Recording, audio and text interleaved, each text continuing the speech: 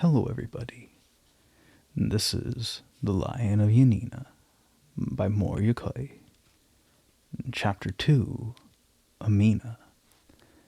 Now for a story, a marvelous story that would not be out of place in a fairy tale.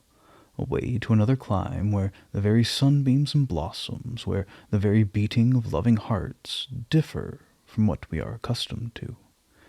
In whichever direction we look around us, we shall see the land of the gods rising up before us in classical sublimity. The mountains of Hellas, the triumphal home of sun-bright heroes. There is the mountain where Zeus cast forth his thunderbolts, the grove where the thorns of roses scratch the tender feet of Aphrodite, and perchance a whole olive grove sprung from the tree into which the nymph, favored and pursued by Apollo, was metamorphosed. The sunlit summits of snowy Oeta and Ossa still sparkle there when the declining sun kindles his beacon upon them, and Olympus still has its thunderbolts. Yet 'tis no longer Zeus who casts them, but Ali Tepelenti, Pasha of Albania, and master of half the Turkish Empire, and the rose which the blood of Venus dyed crimson blooms for him, and the laurel sprung from the love of Apollo puts forth her green garlands for him also. The poetic figures of the bright gods are seen no more on the quiet mountain. With a long gun over his shoulder, a Palakar walks hither and thither, who has built his hut in a lurking place where Ali Pasha will not find it. The high porticos lie level with the ground. The paths of Leonidas and Themistocles are covered with sentry boxes, that none may pass that way. From the summit of the mighty Lithanissa you can look down upon the fairy-like city which dominates Albania. It is Janina, and historically renowned Janina. Beside it stands the lake Acheras, in whose green mirror the city can regard itself. There it is in duplicate. It is as deep as it is high. The golden half-moons of the minarets sparkle in the lake and in the sky at the same time.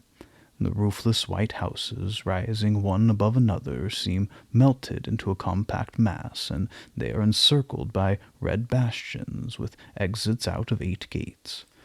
But what have we to do with the minarets, the bazaars, the kiosks of the city?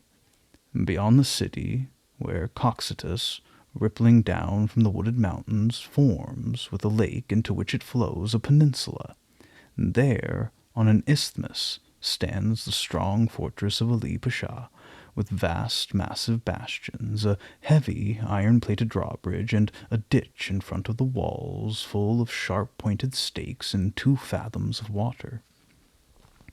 From the summits of the ramparts the throats of 100 cannons gape down upon the town, iron dogs whose barking can be heard 4 miles off.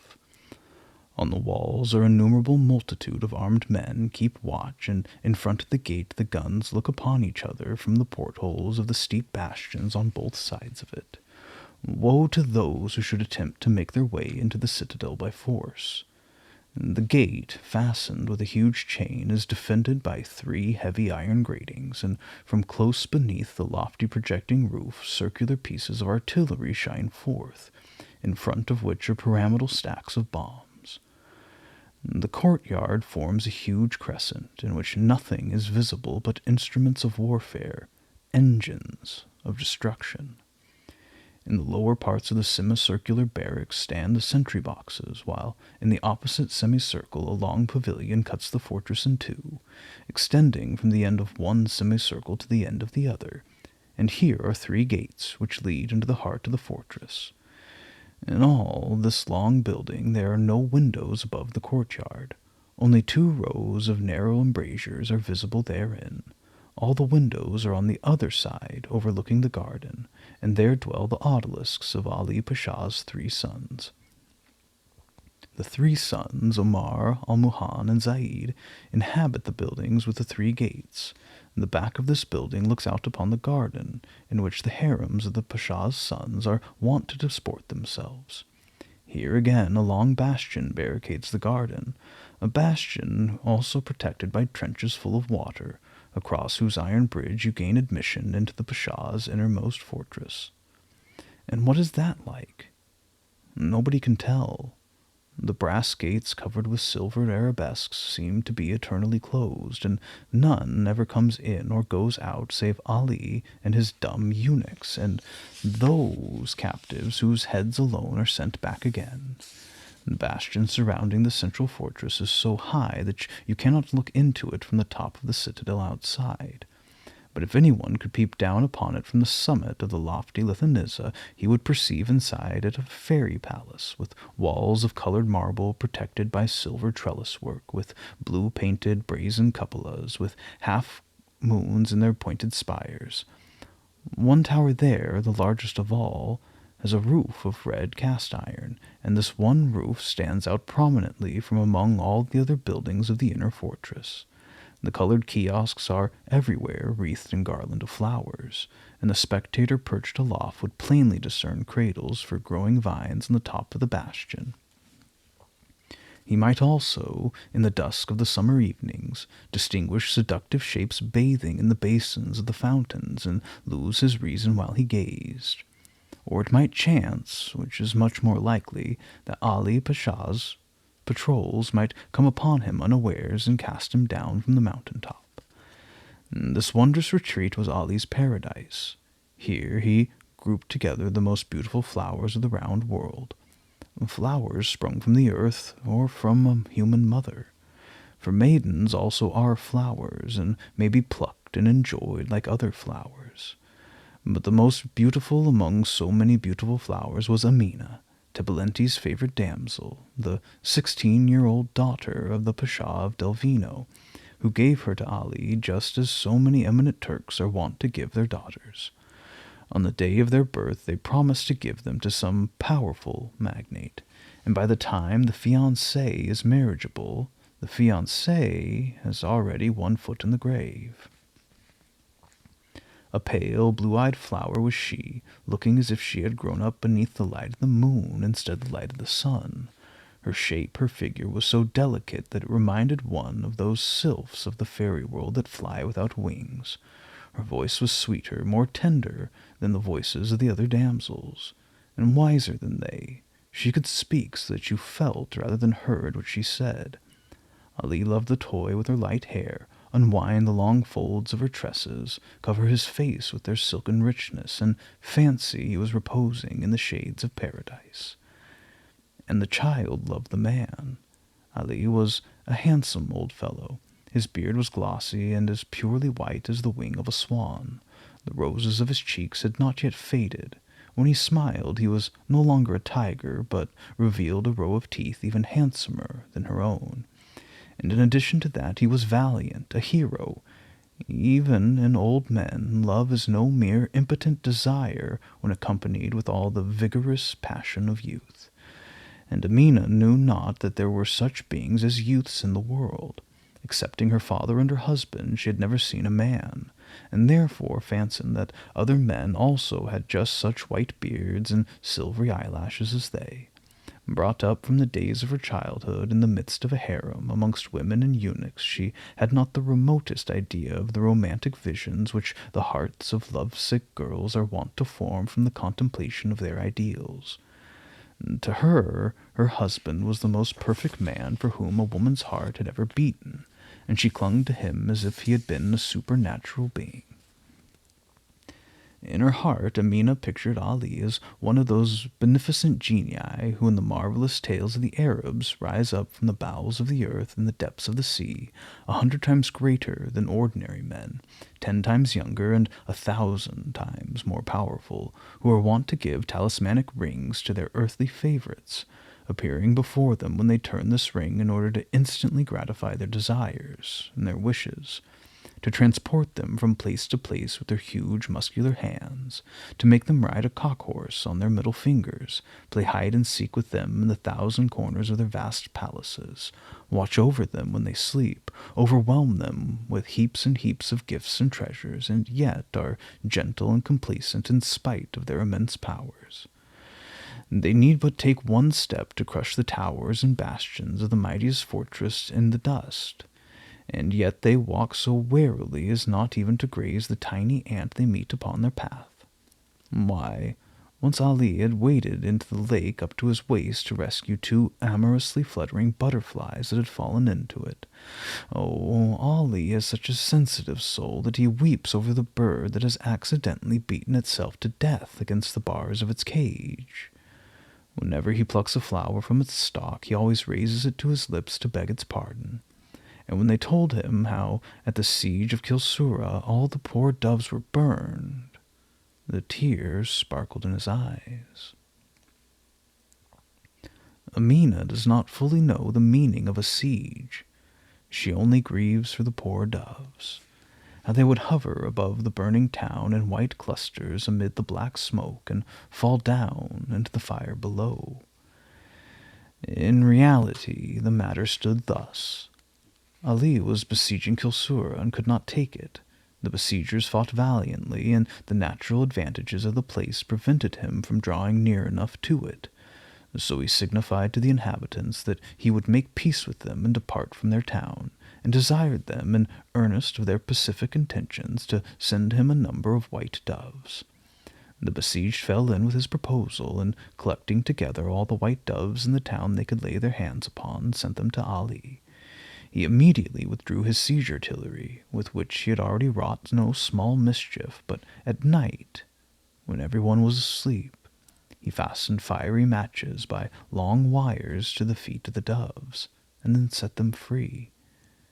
The natural instincts of the doves made them fly back to their old homes, the familiar roofs where their nests were, and in a moment the whole town was in flames, the doves themselves carrying the combustible material from roof to roof and perishing themselves among the falling houses.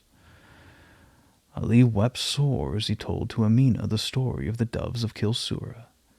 Yes, Ali was certainly a sensitive soul. The beautiful woman had everything that eye could covet or heart desire.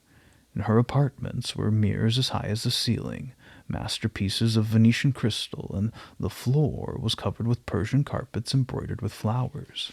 Blossoming flowers and singing birds were in all her windows, and 100 waiting women were at her beck and call. From morn to eve, joy and pleasure were her attendants, and each day presented her with a fresh delight, a fresh surprise.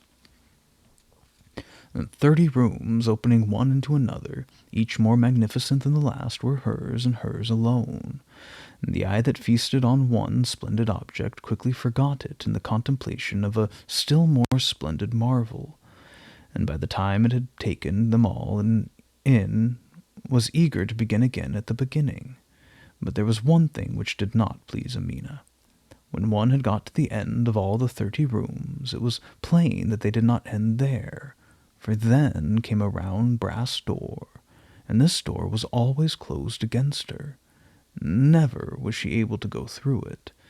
Now this door led into a huge tower with the red cast-iron roof which could be seen such a distance off.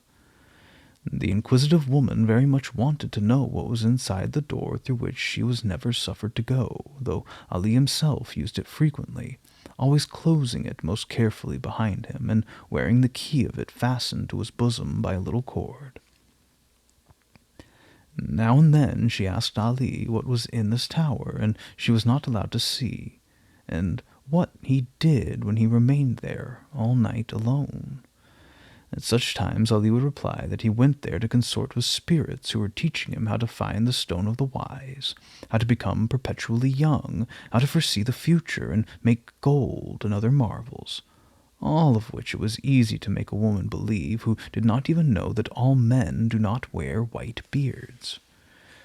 After all such occasions, Eminah, when she was alone again, would conjure up before her all sorts of marvelous blue and green denizens of fairyland, appearing before Ali in the elements of air, fire, and water, to teach him how to make gold, and Ali always proved to Eminah that what he told her was no idle tale, for whenever he returned the next day he was followed by a whole procession of dumb eunuchs, carrying baskets filled with gold and precious stones. Thus Ali not only knew how to make gold, but also things that are made of gold, that is to say, coined money and filigreed ornaments, which he piled up before her, and to Eminah it seemed a very nice thing, and quite natural that if these peculiar spirits could manufacture gold from nothing, well, they should also be able to make necklaces and bracelets out of smoke, as Ali told her they did without any difficulty at all. Now, anyone would have been curious to get to the bottom of such mysteries, especially if they were close at hand.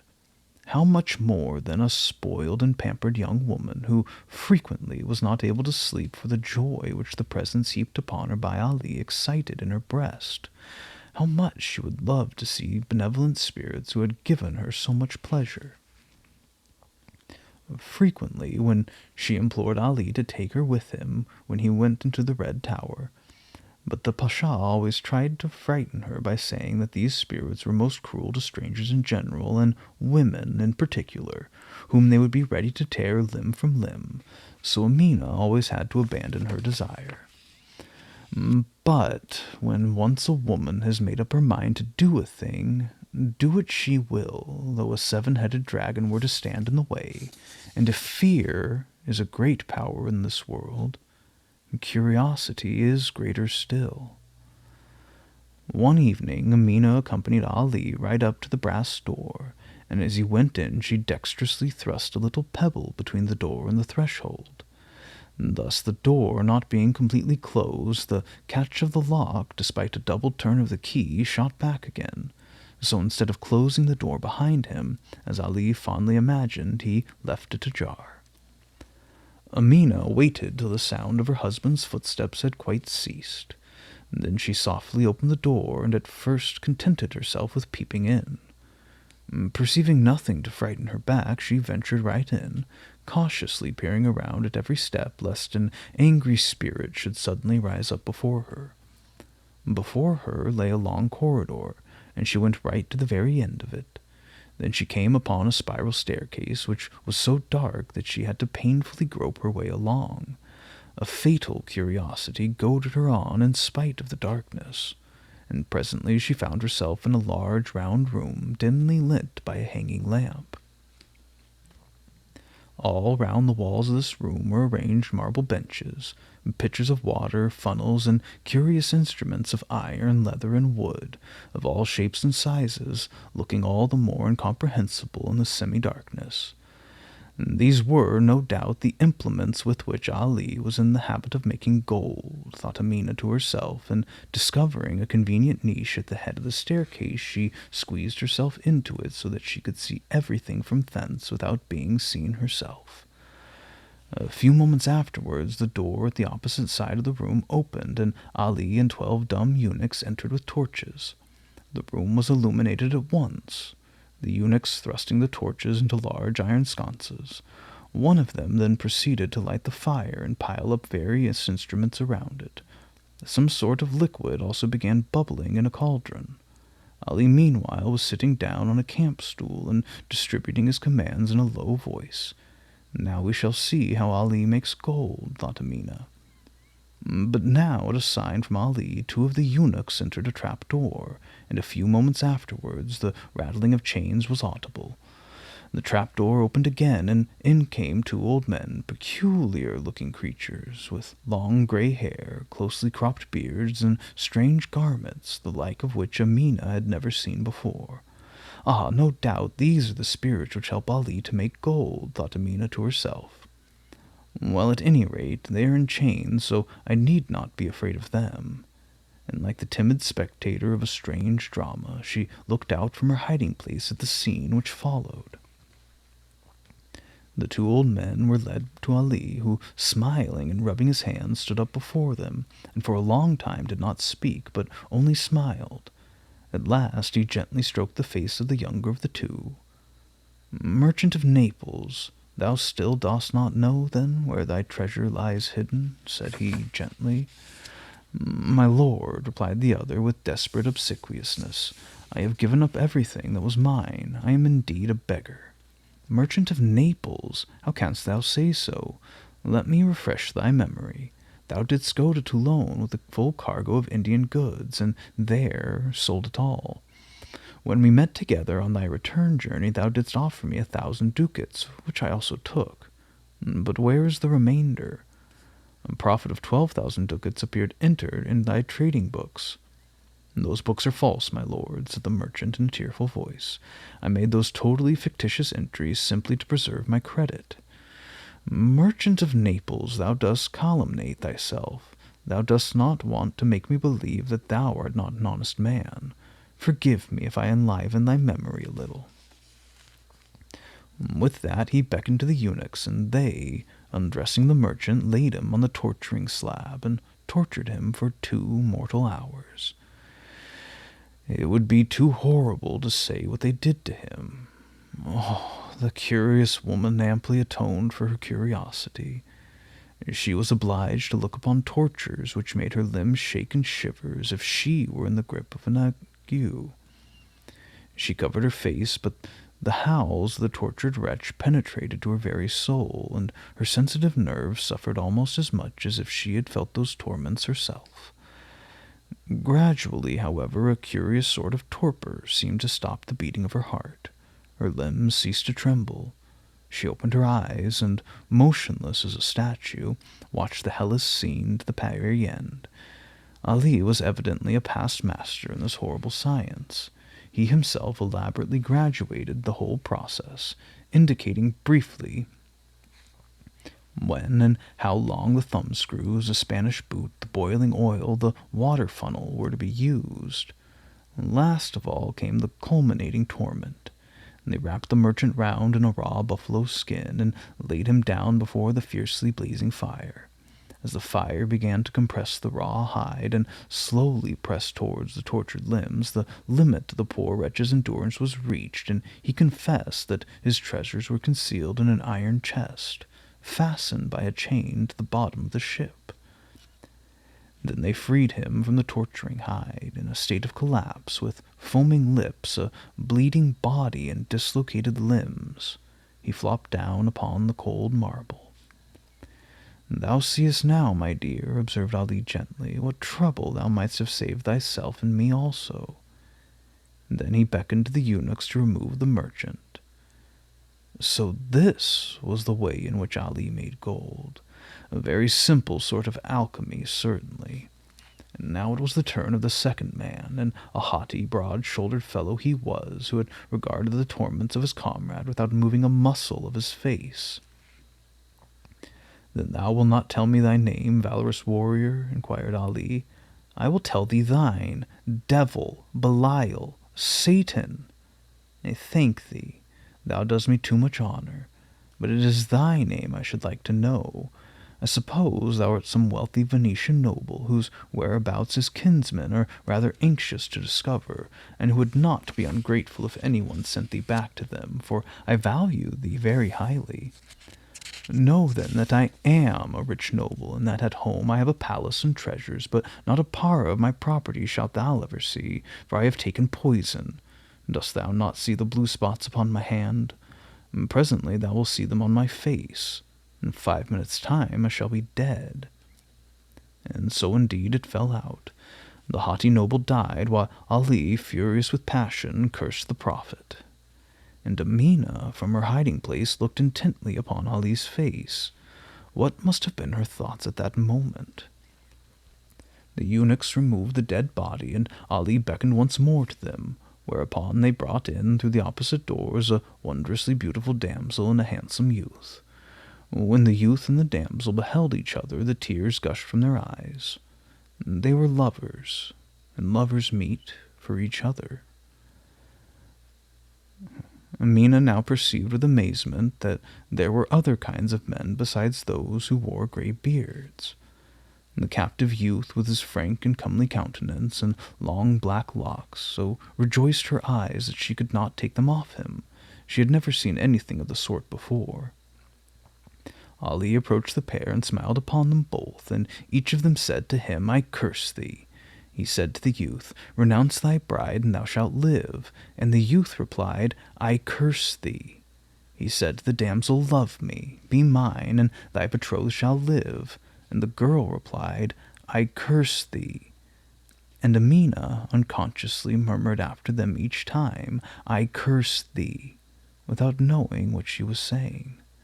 Then Ali forced the youth down on his knees, and the eunuch stripped off his robe.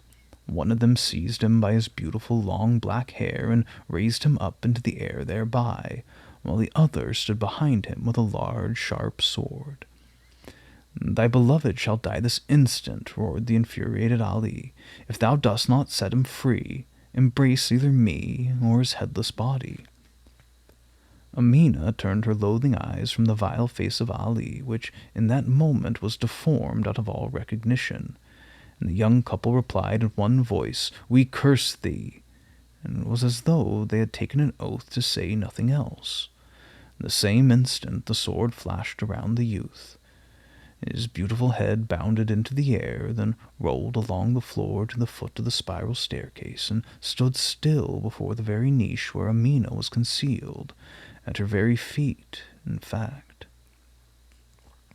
The headless body, convulsed by a final spasm, rent its fetters in twain, and then, falling prone, stretched out its hands towards the terror-stricken girl, while the severed head, which had rolled up to Eminah's feet, seemed to be murmuring something. Anyhow, the lips moved. Eminah, bending down towards it, put her ears close to the quivering mouth and whispered, I hear what thou sayest." And she really believed she heard something. Perhaps it was only her heart that was speaking. After that, she wrapped the head in her shawl and hastened away from the tower back into her own room, concealing the ghastly but still beautiful trophy beneath the pillows of her sofa. Then she commanded her odalisques to appear before her, that they might dance and sing. Dawn was now not far distant, and still the entertainment was going on. Then Ali returned from the Red Tower. His face was gentle and smiling, and after him came 2 eunuchs carrying gold and treasure in large baskets, and they emptied them all at Eminah's feet.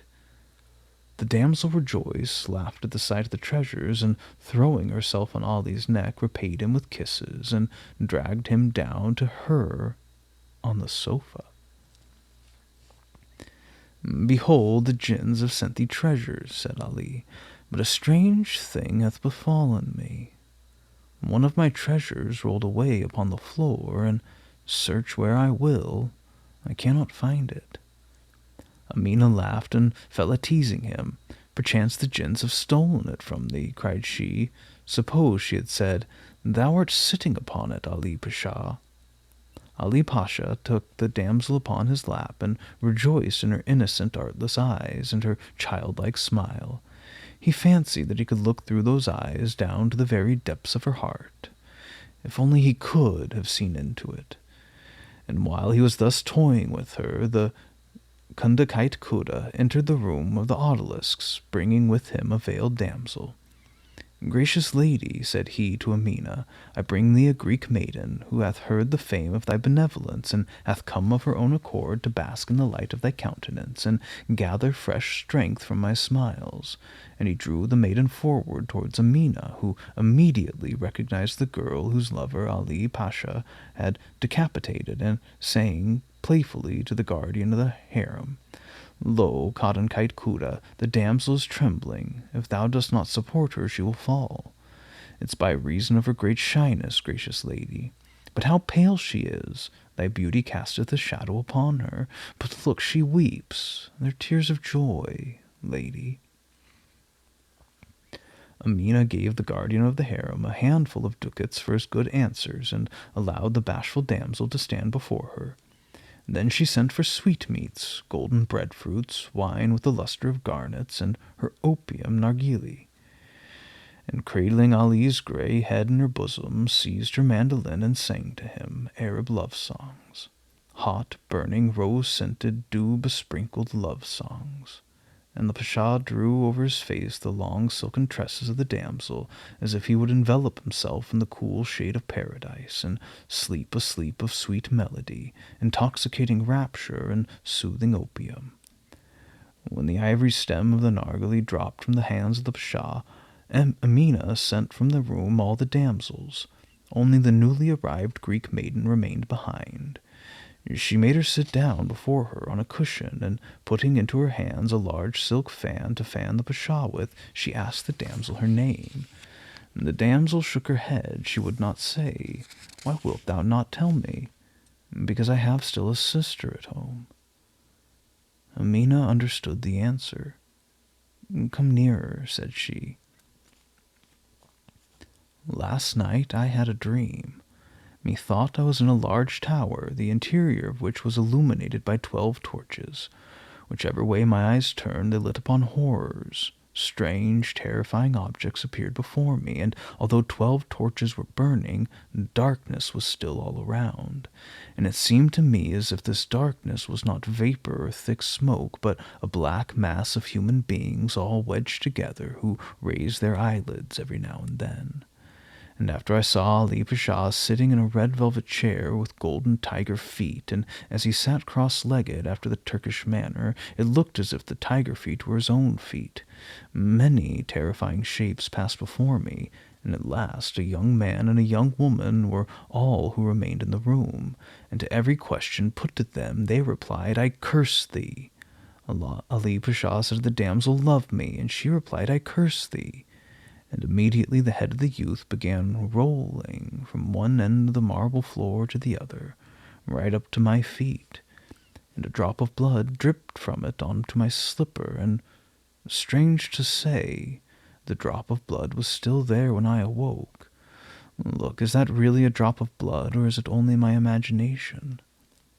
And therewith Eminah put out her pretty little foot, which hitherto she had kept hidden beneath the folds of her garment, and showed it to the Greek girl. Then the girl fell weeping at her feet and kissed the slipper. But it was not the foot of her mistress that she kissed. No, no, what she kissed was the drop of blood that had dropped upon the slipper. Look, the drop of blood has burned right through the morocco leather of my shoe. What will it do, then, to the sole on which it has fallen? And with that she withdrew her hair from the Pasha's face and looked at him with loathing, yet he slept as calmly as if he were sleeping the sleep of the just. For 79 years he had lived happily, joyously, triumphantly, beloved by angels, and all the curses, all the murders that were upon his aged head were unable to carve one wrinkle on his forehead, or distort a feature of his face, or cut off one day of his life, or even to disturb one of his dreams. And there he lies, on one and the same couch with the head of his victim, the only difference being that his head lies on the pillow, while the head of the murdered man lies beneath it. Eminah bent over him and bared the breast of the sleeper, who slept calmly and regularly all the same. On that table lies an enamelled dagger, said she to the girl. Bring it hither. The girl darted away for the dagger and came back with it, and there she stood, grasping it convulsively in her hand, as if she only awaited a signal to drive it home. No, not so, said Eminah. Cut not off his life, but cut through the cord. And, taking the key which Ali wore round his neck, she cut it from his cord with a dagger. This key opens the Red Tower. When they pitched the dead bodies through the trap-door, I heard the roar of falling water. It is certain, therefore, that one can get through the torture chamber to the Lake Acaras. We can get down to it by ropes. I can swim, and thou canst also, I'm sure, for art thou not a Hydriot girl?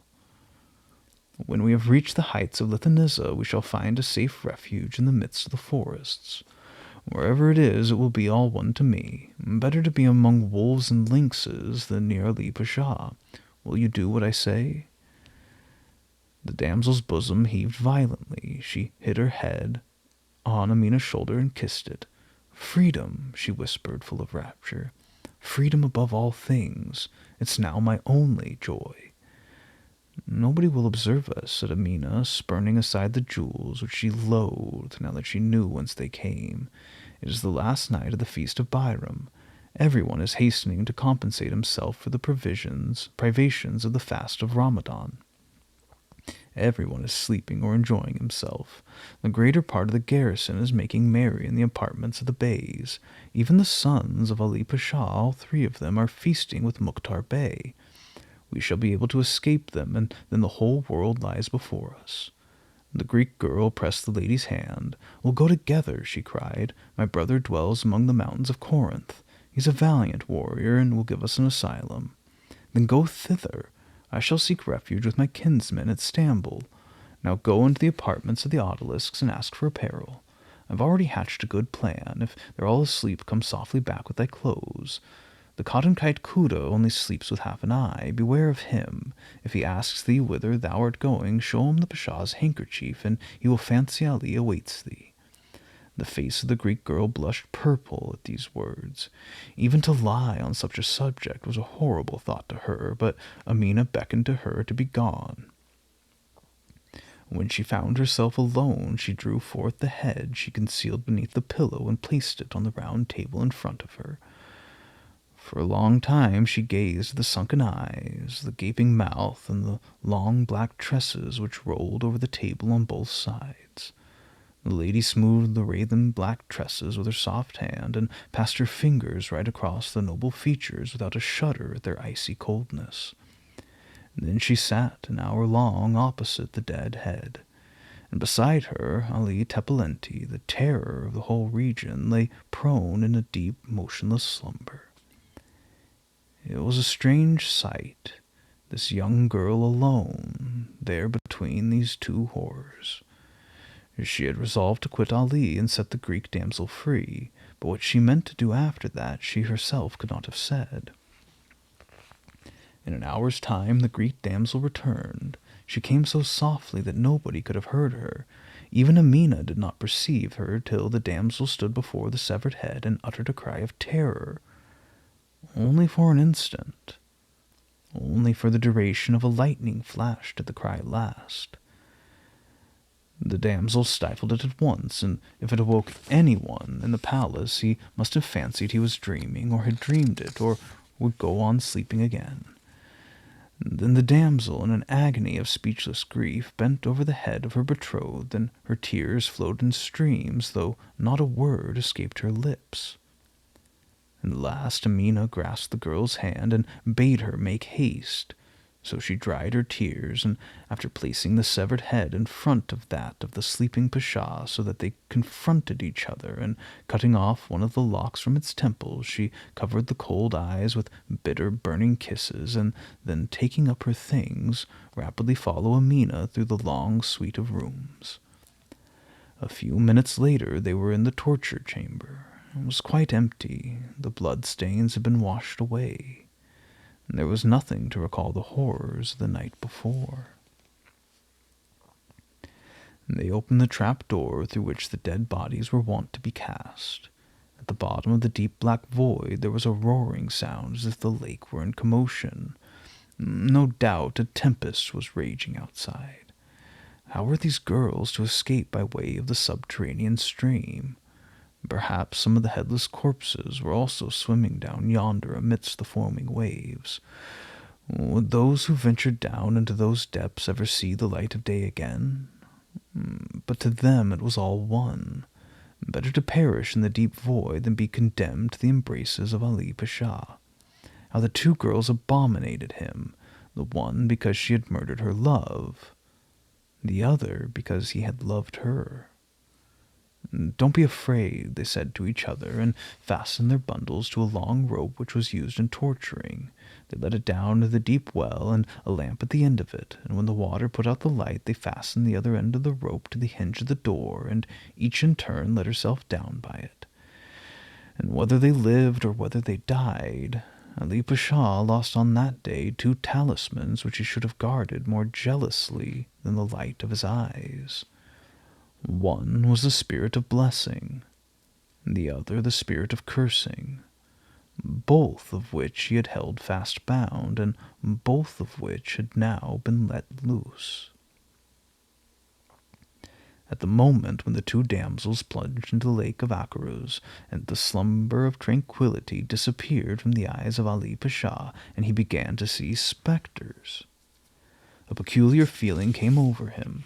He whom fountains avoided even when he slept, he who had never even dreamed of fear, he whom the angel of sleep had never known to be a coward, now began to experience a peculiar sensation that was worse than any sickness and more painful than any suffering.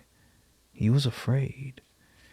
He dreamed that the head of the young Suliat which had been cut off by his order and which had rolled away and disappeared so that nobody could find it, was now standing face to face with him on a table, staring at him fixedly with stony eyes and repeatedly addressing the sleeper by name, Ali Pasha, Ali Pasha. The limbs of the sleeper shook all over in a strange tremor. Ali Pasha. He heard the head call for a third time. Groaning, writhing, and turning himself about, he contrived to knock the head off the cushion, smearing all the bed with blood. And now he saw and heard more terrible things than ever. 1, 2, said the severed head, and Ali understood that this was the number of years he had still to live. Thy head hath no longer either hand or foot, continued the head, and Ali was obliged to listen to what it said. 2 severed heads now stand face to face, mine and thine. Why dost thou not reply to me? Why dost thou not look into my eyes? 2 headless trunks stand before the throne of God, mine and thine. How shall the Lord recognize thee? He inquires which is Ali.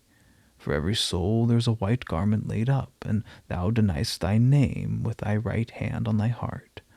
Thou art Ali, for on thy white garment are 5 bloody fingerprints. Ali writhed in his sleep and covered with his hand the part of his kaftan which lay over his heart, and all the time the head never disappeared from before his eyes, and its lips never closed. Presently it went on again. Listen, Ali, mene tekel Parson, the hand which guided thee in the performance of thy mighty deeds is also bringing thine actions to an end, and thou shalt no longer be a hero whom the world admires, but a robber whom it curses. Those whom thou lovest will bless the day of thy death, and thine enemies will weep over thee. Moreover, God hath ordained that thou shalt be the ruin of thine own nation. Ali tossed, sighing and groaning upon his couch, and could not awake. A world of crime lay upon his breast. He felt the earth shake beneath him, and the sky above him was dark with masses of black clouds, and the thought of death was a terror to him. The head went on speaking. 2 birds quitted thy rocky citadel at the same hour, a white dove and a black crow. The white dove is peace, which has departed from thy towers. The black crow is vengeance, which will return in search of carcasses at the scent of thy ruin. The white dove is thy damsel, the black crow is mine, and woe to thee from them both. Ali, in the desperation of his rage, roared aloud in his sleep, and his violent cry tore asunder the light fetters of sleep. He sprang from his couch and opened wide his eyes, and lo! the severed head was standing before him on the table. The Pasha looked at him in consternation. He was not sufficiently master of himself at first to tell how much of all this was a dream and how much reality. He still seemed to hear the terrible words which had proceeded from those open lips, and his hand involuntarily clutched at his breast as if he would have covered there the 5 bloody finger marks. Then the cut cord from which the key was missing fell across his hand, and immediately his presence of mind returned. Drawing his sword, he rushed towards the brazen door, and discovered that the fugitives had had sufficient forethought to close the door and leave the key in the lock outside, so that it could only be opened by force. He turned back and rushed to the end of the dormitories. Some of the odalisques were awakened by the sound of his heavy footsteps, and perceiving his troubled face, plunged underneath their bedclothes in terror. In front of the doors stood the dumb eunuch sentries, leaning on their spears like so many bronze statues. He rushed down into the garden to the end of the familiar walks, and when he came to the gate was amazed to perceive that the drawbridge which separated his palace from the dwellings of his sons had been let down, and nobody was guarding it. The Tapidshis, the Negroes, knowing that Ali always turned into his harem on the feast of Bairam, had gone across to the palace of Mukhtar Bey, who was giving a great banquet in honor of Ali Bey and Suleiman Bey, his brothers. All 3 had brought together their harems to celebrate the occasion, and while the masters were diverting themselves upstairs, the servants were making merry below. Music and loud mirth of those who feast resounded from the house. Every gate of the citadel was open. Slaves and guards lying dead drunk in heaps, victims of the forbidden fluid, cumbered the streets. A whole hostile army, with drums beating and colors flying, might easily have marched into the citadel over their prostrate bodies. Wrath and the cold night air gradually gave back to Ali his soul of steel. Wary and alert, he entered the palace of Mukhtar Bey.